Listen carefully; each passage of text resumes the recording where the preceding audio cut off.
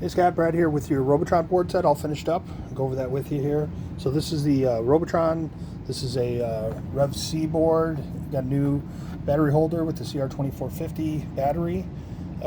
We had one bad piece of RAM on the board. Kind of rearranged the other stuff so the manufacturer is the same type, was in the same rows. Put some new labels on the video decoders. The old ones were missing.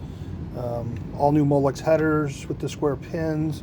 We've got new electrolytic aluminum caps for filtering. We've got a brand new electrolytic tantalum here for the soft start. We've got a new Zener diode, 4.7 volt. And this board wouldn't run, actually. It had a bad 7474 Type D flip-flop back here. It's used for the clock. So that was not functioning. So I got that swapped out, got it to boot. This one also had someone had replaced a pull-up resistor back here. This is a resistor network with just an array of a bunch of resistors. There was some quarter watt, maybe half watt resistors they used. It works, it just wasn't pretty.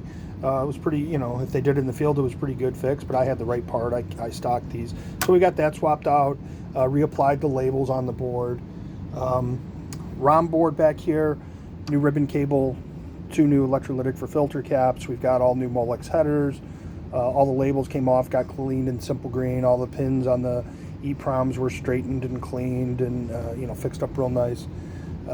New ribbon cable on the I/O board, new electrolytic filter cap, 2 new 10-pin headers. Back here on the soundboard, kind of like the others, totally stripped, cleaned up. We've got all new electrolytics, bridge rectifier, fuses have been reworked, heat sink compound on both the 5-volt regulator and the audio amplifier, the TDA 2002.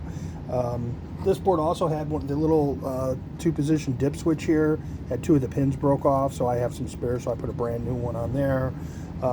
Anyway, she works rock solid. We'll go through our normal boot up and test run here.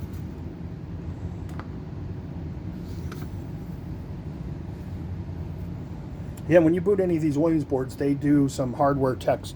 They test the RAM, they read the EPROM checksums. There's a few other things that happen kind of as a self-check, and then after that it loads the game code. So that rug pattern you're seeing is actually the RAM test, which is kind of interesting. So again, booted right into track mode, which tells us the battery and the CMOS RAM, all that's good. So I will coin it up here.